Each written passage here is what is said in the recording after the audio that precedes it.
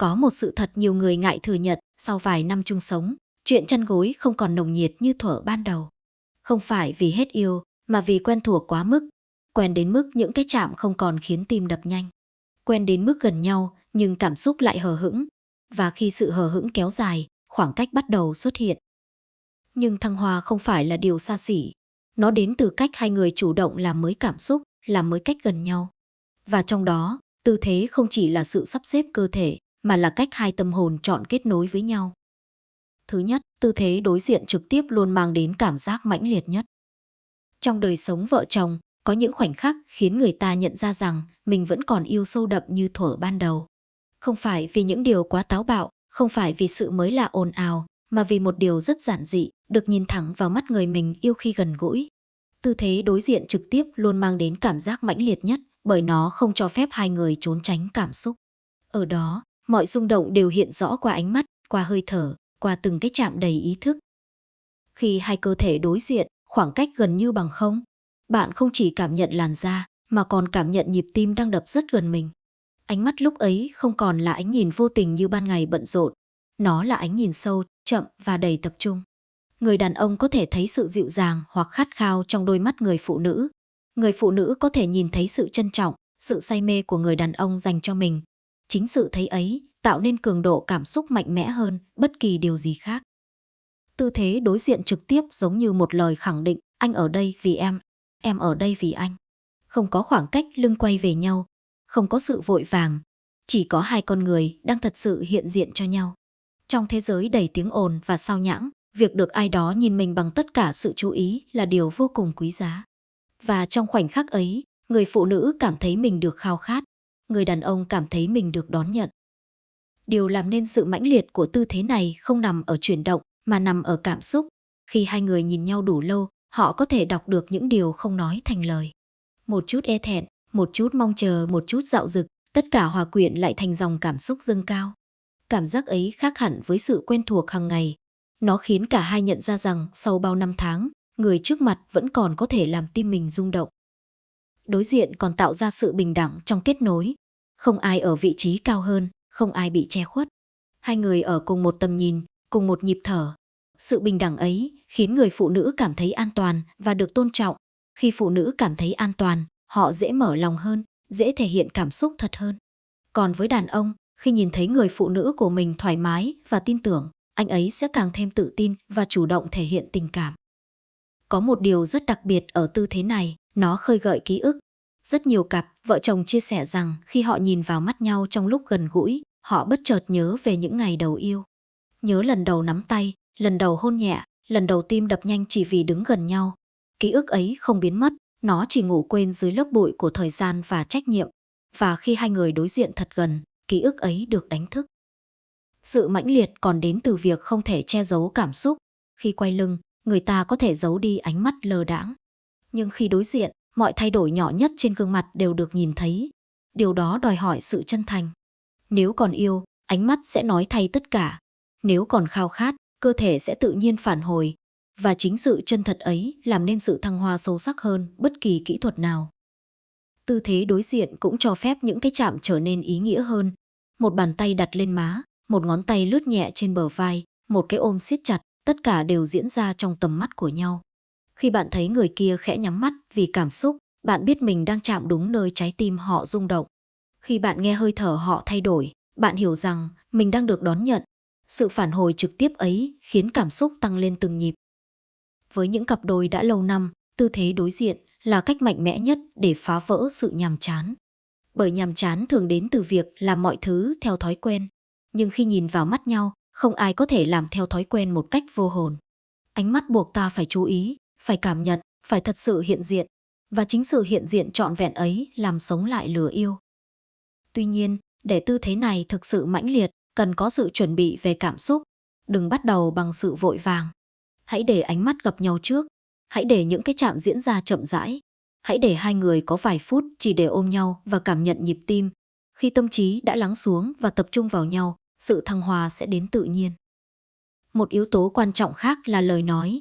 Khi đối diện, những lời thì thầm có sức mạnh đặc biệt. Một câu khen chân thành, một lời khẳng định yêu thương, một tiếng gọi tên dịu dàng, tất cả đều đi thẳng vào cảm xúc. Phụ nữ thường rung động bởi lời nói. Đàn ông lại rung động khi thấy ánh mắt người phụ nữ mềm lại vì xúc động. Khi lời nói và ánh mắt hòa vào nhau, sự mãnh liệt tăng lên gấp nhiều lần. Có thể nói, tư thế đối diện trực tiếp không chỉ là một cách gần gũi, mà là biểu tượng của sự kết nối sâu sắc. Nó nhắc nhở hai người rằng họ không chỉ là vợ chồng trên giấy tờ, mà là hai con người vẫn còn khao khát nhau. Nó giúp cả hai nhận ra rằng giữa bộn bề cuộc sống, vẫn còn một nơi để trở về, nơi ánh mắt ấy luôn chờ mình. Sự thăng hoa thực sự không nằm ở tốc độ hay sự phô trương. Nó nằm ở cảm giác được nhìn thấy và được yêu thương. Khi bạn nhìn vào mắt người ấy và thấy mình trong đó, bạn sẽ hiểu vì sao tư thế đối diện lại mãnh liệt đến vậy. Bởi trong khoảnh khắc ấy, không chỉ cơ thể chạm vào nhau, mà hai trái tim cũng đang chạm vào nhau. Và có lẽ, sau tất cả, điều giữ hôn nhân bền lâu không phải là những điều quá táo bạo, mà chính là những khoảnh khắc đối diện như thế. Nơi hai người dừng lại, nhìn nhau và thầm nhắc chúng ta vẫn còn yêu. Thứ hai, tư thế tạo sự chủ động cho người phụ nữ thường mang lại nguồn năng lượng hoàn toàn khác. Trong đời sống vợ chồng, có một điều rất thú vị mà nhiều người không để ý, khi vai trò được thay đổi, cảm xúc cũng thay đổi theo. Tư thế tạo sự chủ động cho người phụ nữ thường mang lại nguồn năng lượng hoàn toàn khác, không chỉ khác về nhịp điệu, mà khác cả về tâm thế, ánh mắt và sự rung động sâu bên trong. Từ trước đến nay, nhiều người vẫn quen với hình ảnh người đàn ông là người dẫn dắt, nhưng khi người phụ nữ bước lên vị trí chủ động, không khí lập tức biến chuyển. Sự chủ động ấy không phải để kiểm soát, mà để thể hiện rằng cô ấy cũng có khao khát, cũng có nhu cầu được yêu và được thể hiện. Khi người phụ nữ dám bộc lộ mong muốn của mình, đó là dấu hiệu của sự tự tin và an toàn trong mối quan hệ. Nguồn năng lượng khác biệt đầu tiên đến từ sự tự tin. Một người phụ nữ khi cảm thấy mình được trân trọng sẽ không còn ngại ngùng khi thể hiện cảm xúc. Ánh mắt cô ấy sẽ sâu hơn, nụ cười sẽ ẩn chứa nhiều ẩn ý hơn, và từng cái chạm cũng trở nên có chủ đích hơn. Người đàn ông lúc này không chỉ cảm nhận được sự gần gũi, mà còn cảm nhận được mình đang được khao khát. Và cảm giác được khao khát là một trong những điều khiến đàn ông rung động mạnh mẽ nhất. Khi người phụ nữ chủ động, nhịp điệu trở nên linh hoạt hơn. Cô ấy có thể chậm lại khi muốn tận hưởng, có thể mạnh mẽ hơn khi cảm xúc dâng cao. Sự thay đổi đó khiến cuộc yêu không còn đơn điệu. Nó tạo ra yếu tố bất ngờ, mà chính sự bất ngờ lại làm tim đập nhanh hơn. Nhiều cặp đôi sau nhiều năm chung sống rơi vào thói quen. Mọi thứ diễn ra theo một trình tự quen thuộc. Nhưng khi người phụ nữ chủ động thay đổi, người đàn ông như được khám phá lại người bạn đời của mình từ đầu. Điều đặc biệt hơn nữa là khi phụ nữ chủ động, họ thường lắng nghe cảm xúc của bản thân rõ ràng hơn. Thay vì chỉ đáp lại, họ bắt đầu dẫn dắt theo nhịp điệu mình mong muốn. Điều này giúp cả hai dễ hòa hợp hơn, bởi sự kết nối lúc này dựa trên cảm xúc thật sự, không phải nghĩa vụ. Khi phụ nữ cảm thấy mình được quyền lựa chọn, được quyền nói chậm lại hoặc tiếp tục, sự gần gũi trở nên trọn vẹn hơn rất nhiều. Nguồn năng lượng khác biệt còn đến từ ánh mắt. Khi người phụ nữ ở vị trí chủ động, cô ấy có thể nhìn sâu vào mắt người đàn ông, đọc được phản ứng của anh ấy và điều chỉnh theo cảm xúc. Ánh mắt ấy không còn là sự e dè, mà là ánh mắt đầy bản lĩnh và dịu dàng cùng lúc. Sự pha trộn giữa mạnh mẽ và mềm mại tạo nên sức hút rất riêng. Nó khiến người đàn ông không chỉ bị cuốn theo thể xác, mà còn bị cuốn theo cảm xúc. Một điều nữa khiến tư thế này trở nên đặc biệt là cảm giác bình đẳng. Không còn sự phân chia vai trò cứng nhắc. Hai người thay phiên nhau dẫn dắt, thay phiên nhau tận hưởng. Sự bình đẳng ấy nuôi dưỡng sự tôn trọng. Khi người đàn ông thấy người phụ nữ của mình tự tin và chủ động, anh ấy sẽ càng thêm trân trọng cô ấy. Và khi người phụ nữ cảm nhận được sự trân trọng đó, cô ấy lại càng tự tin hơn. Đó là vòng tròn cảm xúc tích cực. Không ít phụ nữ từng chia sẻ rằng họ cảm thấy mình hấp dẫn hơn khi được chủ động, bởi sự hấp dẫn không chỉ nằm ở ngoại hình, mà nằm ở thần thái. Khi một người phụ nữ tin rằng mình có quyền được khao khát và được tận hưởng, cơ thể cô ấy tự nhiên toát lên sự cuốn hút. Và đàn ông rất nhạy cảm với nguồn năng lượng đó. Họ có thể không nói ra, nhưng họ cảm nhận rất rõ sự thay đổi ấy. Tư thế tạo sự chủ động cho người phụ nữ còn giúp phá vỡ những rào cản tâm lý. Nhiều người vợ ngại bày tỏ mong muốn vì sợ bị đánh giá.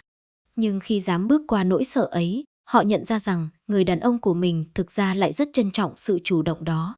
Khi hai người có thể cởi mở nói về điều mình thích, điều mình chưa thoải mái, sự hòa hợp sẽ tăng lên đáng kể.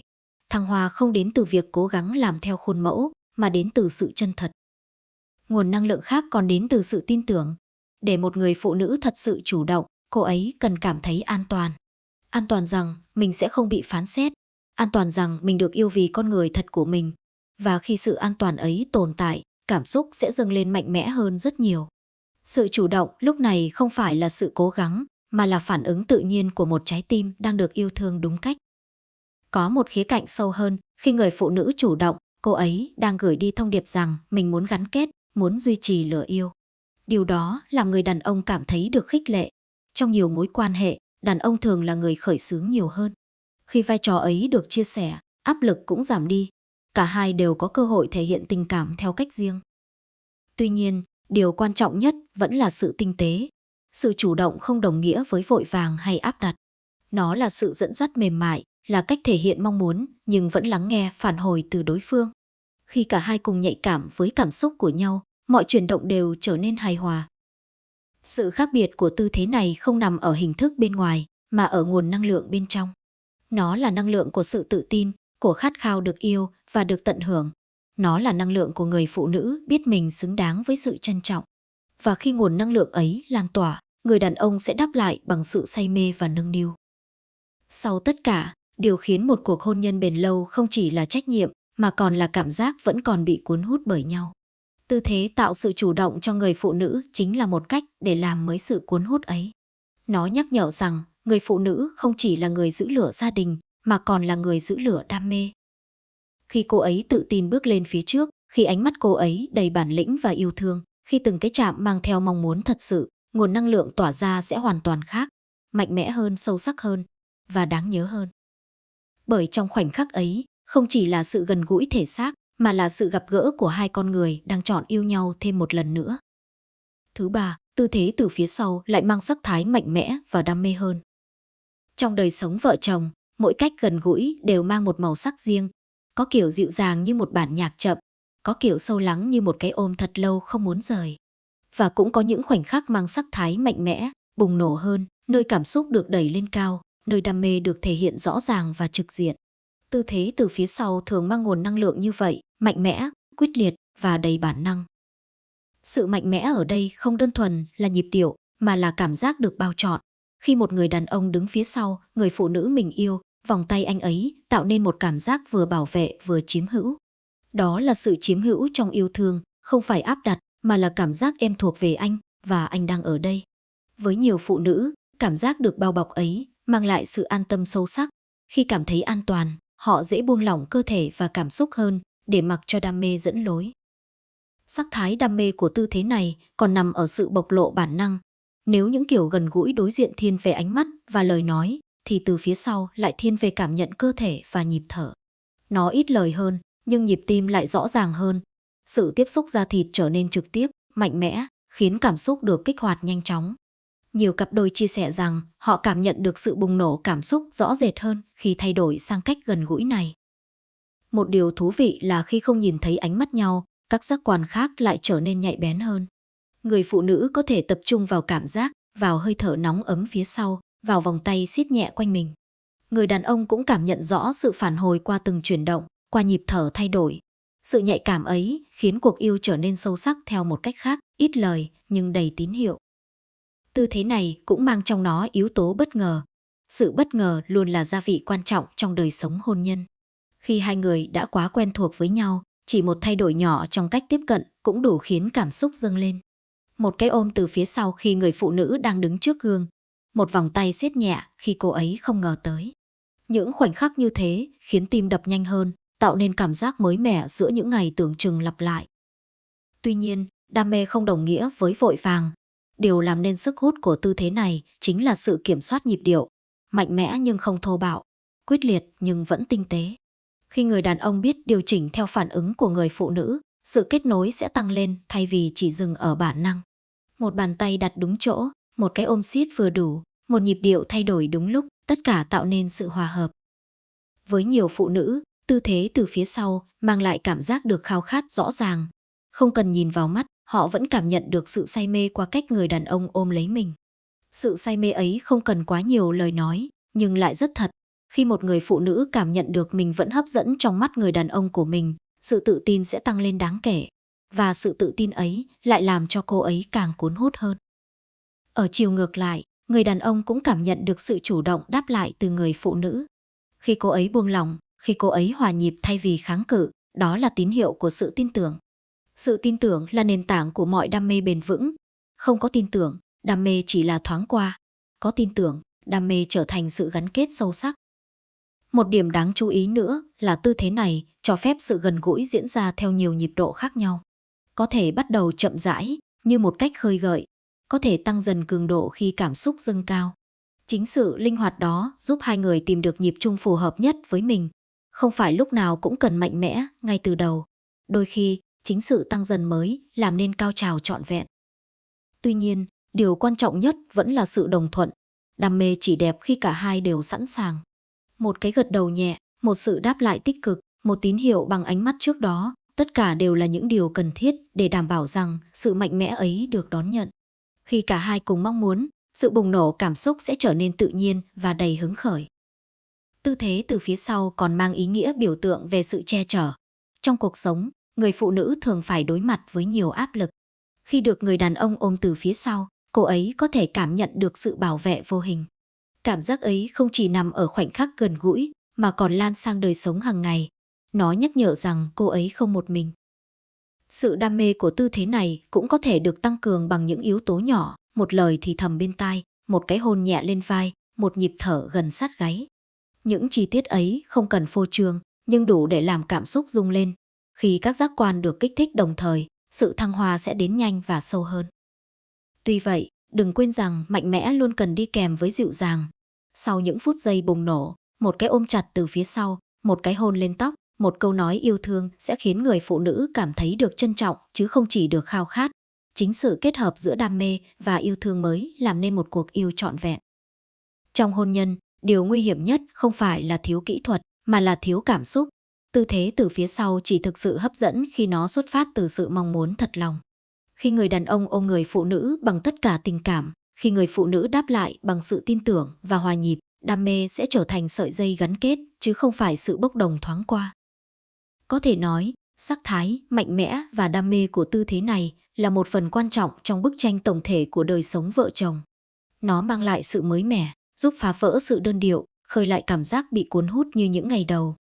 Nhưng trên tất cả, nó nhắc nhở hai người rằng đam mê không biến mất theo thời gian, nó chỉ cần được đánh thức đúng cách. Khi được thực hiện với sự tinh tế, tôn trọng và yêu thương, tư thế từ phía sau không chỉ là sự gần gũi thể xác. Nó là cách để hai người khẳng định rằng họ vẫn còn khao khát nhau, vẫn còn muốn thuộc về nhau. Và trong khoảnh khắc ấy, đam mê không còn là điều xa xỉ, nó trở thành phần tự nhiên của một tình yêu trưởng thành. Thứ tư, tư thế nằm cạnh nhau, chậm rãi và thân mật, lại phù hợp cho những đêm hai người muốn yêu bằng sự dịu dàng. Không phải mọi cuộc yêu đều cần mãnh liệt, không phải mọi khoảnh khắc gần gũi đều phải bùng nổ. Có những đêm, sau một ngày dài mệt mỏi, điều hai người cần không phải là sự cuồng nhiệt, mà là sự bình yên. Và trong những đêm như thế, tư thế nằm cạnh nhau, chậm rãi và thân mật, trở thành lựa chọn đầy tinh tế, nơi tình yêu được thể hiện bằng sự dịu dàng hơn là bản năng. Nằm cạnh nhau có nghĩa là không ai vội vàng, không ai cố gắng chứng minh điều gì. Hai cơ thể song song, hơi thở hòa vào nhau, khoảng cách gần đến mức chỉ cần khẽ xoay người là đã chạm vào vòng tay đối phương. Ở đó, mọi thứ diễn ra tự nhiên, như cách hai người đã từng nằm cạnh nhau những ngày đầu yêu, khi chỉ cần ở gần đã thấy đủ. Sự chậm rãi chính là linh hồn của tư thế này, không cần nhịp điệu nhanh, không cần chuyển động mạnh. Chỉ là những cái chạm nhẹ, những cái vuốt ve rất khẽ, những nụ hôn đặt xuống một cách đầy ý thức. Khi tốc độ được giảm lại, cảm xúc có cơ hội lan tỏa sâu hơn. Người ta bắt đầu cảm nhận rõ hơn từng hơi thở, từng thay đổi nhỏ trong cơ thể và trong tim mình. Có một điều rất đặc biệt ở sự thân mật chậm rãi, nó tạo ra không gian để hai người lắng nghe nhau. Khi nằm cạnh nhau, bạn có thể nghe tiếng tim người ấy đập đều bên tai. Bạn có thể cảm nhận được sự ấm áp lan từ làn da họ sang làn da mình. Những điều tưởng chừng rất nhỏ ấy lại mang sức mạnh lớn lao, bởi con người vốn cần sự chạm để cảm thấy mình được yêu. Tư thế này đặc biệt phù hợp cho những cặp đôi đã đi cùng nhau qua nhiều thăng trầm. Sau những tranh cãi, sau những ngày áp lực công việc, sau những lúc mệt mỏi vì con cái và cuộc sống, sự dịu dàng chính là liều thuốc chữa lành. Nằm cạnh nhau không chỉ là gần gũi thể xác, mà còn là cách nói với nhau rằng anh vẫn ở đây, em vẫn ở đây, chúng ta vẫn thuộc về nhau. Trong sự chậm rãi ấy, lời nói trở nên mềm hơn. Một câu hỏi nhỏ, hôm nay em có mệt không? Có thể khiến trái tim người phụ nữ tan chảy. Một lời thì thầm, anh nhớ em có thể làm người đàn ông cảm thấy mình được trân trọng. Sự thân mật không phải lúc nào cũng nằm ở những điều lớn lao. Đôi khi, nó chỉ là cách hai người nằm sát lại gần hơn một chút. Tư thế nằm cạnh nhau còn giúp xóa đi cảm giác áp lực, không có sự kỳ vọng phải đạt đến cao trào. Không có sự so sánh hay phán xét, chỉ là tận hưởng khoảnh khắc hiện tại. Khi không còn áp lực, cơ thể tự nhiên thả lỏng hơn. Và khi cơ thể thả lỏng, cảm xúc sẽ mở ra. Chính sự thoải mái ấy khiến cuộc yêu trở nên sâu sắc theo cách rất riêng. Nhiều người nghĩ rằng sự mãnh liệt mới tạo nên thăng hoa, nhưng thực ra sự dịu dàng mới là thứ giữ lửa lâu dài. Mãnh liệt có thể khiến tim đập nhanh trong chốc lát, dịu dàng khiến tim muốn ở lại mãi. Khi hai người nằm cạnh nhau, họ có thể nhìn thấy gương mặt của nhau ở khoảng cách rất gần. Những nếp nhăn nhỏ, những vết thời gian, tất cả đều trở nên thân thuộc và đáng yêu. Sự thân mật chậm rãi còn cho phép những cái ôm kéo dài hơn. Không phải cái ôm vội vàng trước khi ngủ, mà là cái ôm thực sự có chủ đích. Một cánh tay đặt quanh eo, một bàn tay nắm lấy bàn tay kia, một cái siết nhẹ như muốn giữ lấy người trước mặt. Trong cái ôm ấy, có sự bảo vệ, có sự an toàn, có cả lời hứa không cần nói thành lời. Với phụ nữ, tư thế này thường mang lại cảm giác được yêu bằng sự trân trọng, không bị cuốn vào nhịp điệu gấp gáp, họ có thời gian để cảm nhận mình đang được nâng niu. Với đàn ông, đây cũng là cơ hội để thể hiện sự dịu dàng mà có thể ban ngày họ ít khi bộc lộ. Khi một người đàn ông ôm người phụ nữ mình yêu thật chặt trong tư thế nằm cạnh, anh ấy không chỉ thể hiện ham muốn, mà còn thể hiện tình cảm sâu sắc. Điều làm cho tư thế này trở nên đặc biệt là sự đồng điệu. Hai người cùng nằm, cùng thở, cùng cảm nhận. Không ai ở vị trí cao hơn, không ai chiếm ưu thế. Đó là sự ngang bằng, là sự chia sẻ. Trong thế giới đầy cạnh tranh và áp lực, có một nơi mà bạn được nằm ngang bằng với người mình yêu, được là chính mình, đó là điều vô cùng quý giá. Sự dịu dàng còn giúp khơi gợi những cảm xúc sâu kín. Khi không có quá nhiều chuyển động, tâm trí có thời gian để nhớ lại những kỷ niệm đẹp. Một lần hẹn hò đầu tiên, một lần nắm tay dưới mưa, một lần cười vì điều gì đó ngớ ngẩn. Những ký ức ấy len lỏi vào khoảnh khắc hiện tại, khiến sự gần gũi trở nên ấm áp hơn. Tư thế nằm cạnh nhau cũng rất phù hợp cho những đêm hai người chỉ muốn yêu bằng trái tim. Không cần thể hiện, không cần phô trương, chỉ cần biết rằng người bên cạnh đang cảm nhận giống mình. Khi hai người có thể thở cùng một nhịp, khi những cái chạm nhỏ cũng đủ làm tim rung nhẹ, đó chính là thăng hoa ở mức độ sâu nhất. Sau cùng, điều khiến tư thế này trở nên bền vững chính là cảm giác bình yên. Sau khi mọi cảm xúc lắng xuống, hai người vẫn ở đó, vẫn nằm cạnh nhau. Không có khoảng cách, không có sự quay lưng, chỉ là hai cơ thể ấm áp dưới cùng một tấm chăn. Và trong khoảnh khắc ấy, bạn nhận ra rằng tình yêu không chỉ là những phút giây mãnh liệt, mà còn là khả năng nằm cạnh nhau thật lâu mà không thấy chán. Trong hôn nhân, nếu biết xen kẽ giữa đam mê và dịu dàng, giữa mạnh mẽ và chậm rãi, tình yêu sẽ không bao giờ cạn. Và có lẽ, chính những đêm nằm cạnh nhau, yêu bằng sự dịu dàng, mới là nền tảng âm thầm nuôi dưỡng hạnh phúc lâu dài. Bởi vì sau tất cả, điều con người tìm kiếm không chỉ là cảm xúc bùng nổ, mà là một nơi để tựa vào. Và khi bạn có thể nằm cạnh người mình yêu, chậm rãi và thân mật, bạn đã có được điều quý giá nhất trong tình yêu, sự bình yên trong vòng tay nhau. Nhưng dù ở tư thế nào, có một yếu tố quyết định tất cả, sự đồng thuận và giao tiếp. Hãy nói với nhau điều mình thích. Hãy hỏi xem người kia có thoải mái không. Đừng biến sự gần gũi thành nghĩa vụ. Khi một người cảm thấy bị ép buộc, mọi khoái cảm đều biến mất. Khi cả hai tự nguyện và hào hứng, sự thăng hoa sẽ đến tự nhiên. Một điều nữa khiến cuộc yêu trở nên mạnh hơn chính là sự chuẩn bị cảm xúc trước đó.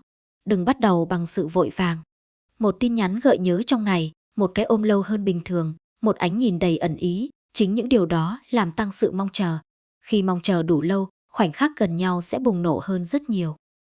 Và đừng quên khoảnh khắc sau cùng, một cái ôm thật chặt sau khi mọi cảm xúc đã lắng xuống, một lời khen chân thành, một câu nói anh yêu em hay em vẫn hấp dẫn như ngày đầu, chính những điều tưởng nhỏ bé đó lại giữ lửa dài lâu. Phụ nữ cần cảm giác được trân trọng, đàn ông cần cảm giác được khao khát. Khi cả hai đều được đáp ứng về mặt cảm xúc, chuyện phòng the tự nhiên sẽ hòa hợp. Sự thật là không có tư thế nào cứu được một cuộc hôn nhân thiếu yêu thương. Nhưng khi hai người còn muốn giữ nhau, còn muốn làm nhau hạnh phúc, thì chỉ cần thay đổi một chút cũng đủ khiến trái tim rung động trở lại. Thăng hoa không nằm ở việc thử những điều quá táo bạo. Thăng hoa nằm ở việc mỗi lần gần nhau đều có cảm xúc thật sự. Khi hai người dám nhìn vào mắt nhau, dám nói ra mong muốn, dám thay đổi vì nhau, thì cuộc yêu không chỉ là khoảnh khắc thể xác Nó là sự tái khẳng định rằng chúng ta vẫn chọn nhau sau tất cả. Nếu bạn thấy nội dung này hữu ích, hãy chia sẻ để nhiều cặp đôi hiểu rằng giữ lửa không khó, chỉ cần cả hai cùng muốn. Đừng quên đăng ký kênh để cùng nhau xây dựng một đời sống hôn nhân vừa nồng nhiệt, vừa bền vững theo năm tháng.